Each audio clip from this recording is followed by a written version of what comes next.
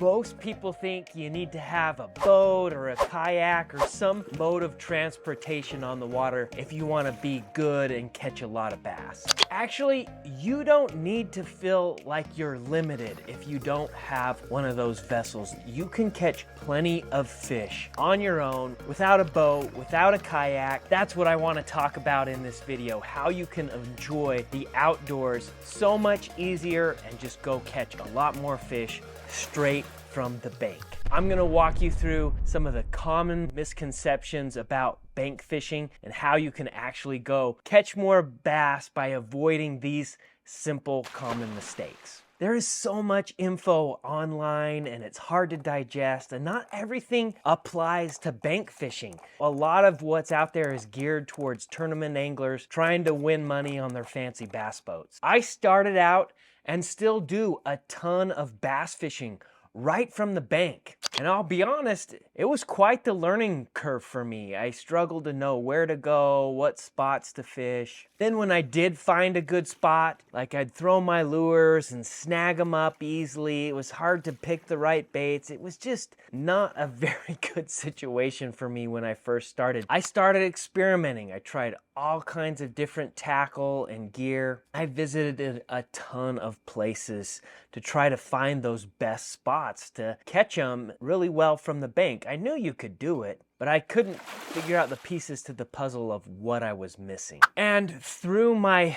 decade of bass fishing, I've really learned some key things that have made such a big difference from my bank fishing by applying what I've learned through boat fishing as well. One of the key things about bank fishing is understanding bass behavior. I'm going to talk about that in this video too. I'm going to walk you through how I'm able to find the best spots from the bank that actually produce fish. I'm going to talk about how to read the water to know what lures to pick when you're out there fishing from the bank. True story, fishing from the bank, guide floating by in the boat. He's like, man, you're putting me to shame, because I was just wrecking them by the bank. And I'm going to share with you those same principles and concepts and the mistakes that people are making so that you can outfish the guys in the boats straight from the shore. All right, let's talk about these bank fishing mistakes. I guess you could say they're going to be a little bit biased, right? Like, there's so many ways to go about bank fishing for bass, and everybody has their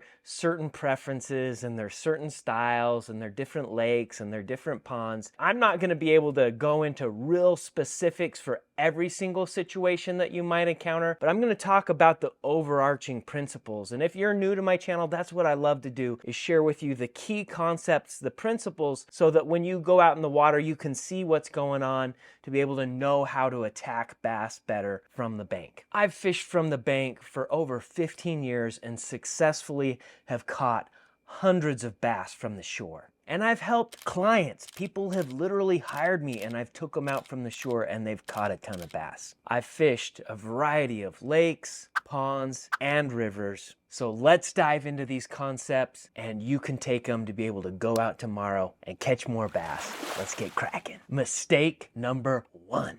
During COVID, the pandemic, I had a dad reach out to me. He wanted to do something fun with his family outside to get away from all the hubbub that was going on. And he's like, hey, JB, do you think you could teach me and my sons how to fish? I said, sure. He's like, we don't have a boat. Don't think we can afford one. Could you teach us from the bank? I said, absolutely. So we went at it. I did my homework, got them lined up in a good spot where we could all go out together and spread out along the bank and catch some fish. I showed them a couple of simple rigs to use, and we went out fishing from the shore. Everyone spread out and they landed in a good area, and everybody caught a couple fish right at first. It was pretty quick and everybody was having a good time, right? But it quickly died off. So what I did is I started having them play leapfrog. The guy in the back would come and jump in front of the guy that was in the front, and he'd catch a couple fish, and then the next guy in the back would leapfrog in front of him and he'd catch a couple fish. And it was pretty apparent, yeah, you could stay in a spot and maybe catch 2 or 3 and then it would quiet off, but the guy that got to leapfrog always seemed to catch more fish. And that is so true with bank fishing. Too many people just sit there in one spot casting over and over and over again. You got to move. You got to put your bait in front of more fish and you'll catch a lot more fish. Now, if fish are moving in, great. Like that can totally happen, but make sure you're consistently moving, fishing a lot of different areas. It improves your likelihood of success dramatically. Let's dive into mistake number 2. I remember my first adventures from the bank. I have never lost more lures in my life, getting them hung up all the time. The amount of money that I spend in the tackle shop only to end up jammed somewhere in the lake or hung up in a bush along the edge, it was ridiculous. Especially when I was younger and didn't have the casting skills that I have now. But one day I was out bass fishing with my dad from the boat and I was throwing a jig, a 1/2 ounce jig, throwing it up against the rocks, letting it fall and just working it down. And I hardly got snagged up at all. Prior, literally I think it was like the week before, I was fishing that same bank with the same jig and fishing it up the rocks. When you're from the bank fishing up, I lost 4 of those suckers. So it dawned on me when I was fishing with my dad in the boat, gravity has such a huge impact on your bait and how much it snags up when you're bank fishing, because you're pulling up the slope, whereas when you're in a boat or a kayak, your baits are falling down the slope. So you have to fish it differently. Now I use much lighter lures like 1/4 ounce, 3/16, 1/8 ounce. I really lighten up my jigs, lighten up my Texas rigs, throw things weightless, keep things up off the bottom so that it's easier to pull things up. And you'll be amazed at how much of a difference that makes in keeping you from getting snagged, but allowing you to get down deep and still fish closer to the cover. All right, mistake number 3. I recently got on a call with one of the guys in my Effortless Bass Mastery program, okay? And he was struggling. He had bank fishing access and couldn't figure out what he was doing wrong. Everybody around him was telling him how good these ponds were. They were catching big bass out of them. He couldn't figure out why he wasn't catching them and everybody else was. What happened through the call, I realized what he was doing wrong is, and this is a common mistake. Most people think, oh, I gotta bomb my lure way out there to get to them. That's where all the fish are, way out deep. The reality is the fish are right at your feet along the bank, especially in ponds that don't get very deep. That's where a lot of the cover is. So I advised him to start casting parallel along the edges of the bank on those bank fishing access points. Just do parallel casts. He came back and like, oh, JB, you're so awesome. I caught so many more fish by doing that instead of always bombing up. Like doubled the amount of fish that he was catching at those ponds, and he started catching some nicer fish. So that is a key mistake. Don't think that everything's out deep. When you're bank fishing, they're along the edge. Those fancy bass boats, where are they fishing? They're casting at the bank, okay? Right where you're standing. So you are in the prime spot already when you're bank fishing. A lot of bass live shallow all year long, so you can catch them from the bank because you've got easy access to them. Sometimes bank fishing spots boats can't get to, and you got them all to yourself, and it can be lights out. There's a lake in Idaho that I fish that doesn't allow boats, bank fishing only, and we smoke them there. But I don't bomb out deep. I cast everything along the edge, and that's how I catch them. I just walk along the bank and cast along the edge and move and catch and catch and catch. So that's how you got to do it if you want to catch them bank fishing. Mistake number 4. What works from the boat might not work from the bank. I'm talking about lures here.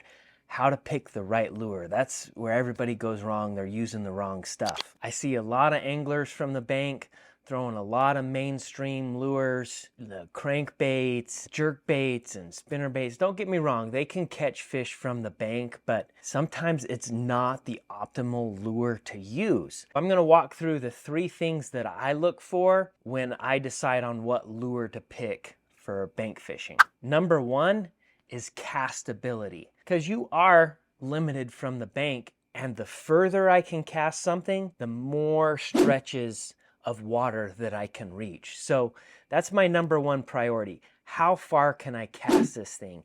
Is it heavy enough for me to get it way out there? Here's another pro tip to get more casting distance. Anything 1/4 ounce or less, I'm using a spinning rod. Anything a 1/4 ounce or more, I'm using a bait casting rod. For whatever reason, that 1/4 ounce line seems to work for me.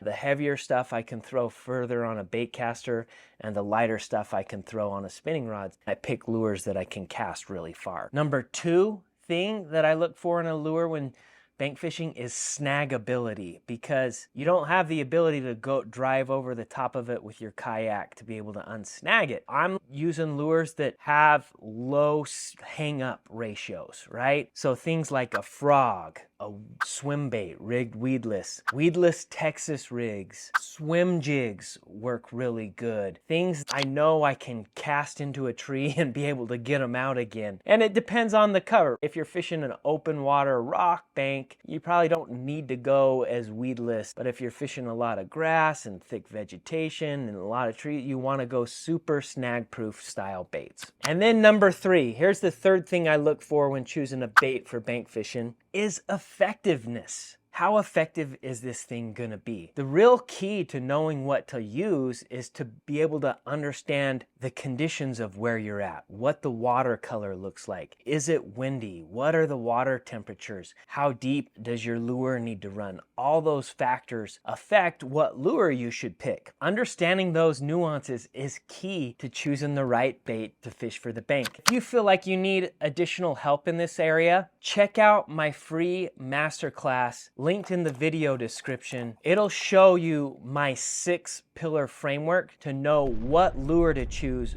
based on the conditions that you face, so that as things change, you can keep catching fish from the bank. All right, mistake number 5. I remember wanting to go bass fishing from this lake. I heard it had giant smallmouth on it. I was on foot, just traveling in my car, had some rods with me, and it didn't take me much time to recognize the perfect spot. Is a big reservoir. I knew exactly where I wanted to go from the bank. I'm gonna explain to you my methodology for finding this spot. This spot I caught second cast, a 3.5 pounder, a couple 2 pounders, one that was probably 4. I just smoked them in this one area. And this is the key thing that I'm looking for when I'm bank fishing, so that you can find magic spots like this. What I look for is deep water access. So let me explain. What I mean by deep water access, it's gotta be a spot where by casting I can get to really deep water. Bass like to transition between shallow and deep water quite regularly. I look for the spots where I can access the deepest water when I'm bank fishing. Some of my favorite places to go are along the dams, in the corners of the dams. Usually that's open area.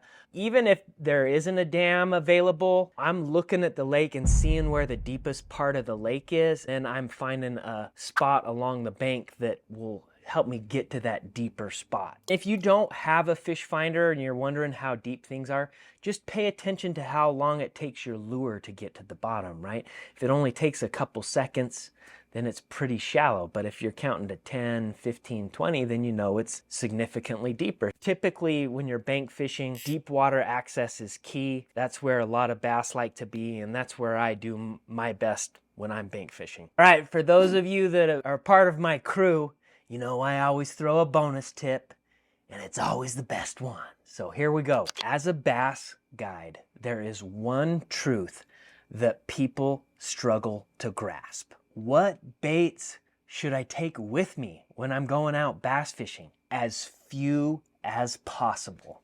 Let me explain. Having too many baits creates mental decision fatigue, and you're always second guessing what you're using. By taking less items to try, you're gonna bring more of what works and less of what doesn't, so you can focus on the critical part of locating fish. Because let's be honest, if your lure is not in front of fish, you're never gonna catch them no matter what you have tied on. I'd love to hear more about what you've learned about bank fishing for bass. Drop a comment below, and if you enjoyed this video, make sure you check out this one too. This is another critical one that's helped a lot of people, and I know it'll help you as well. As always, stay stoked.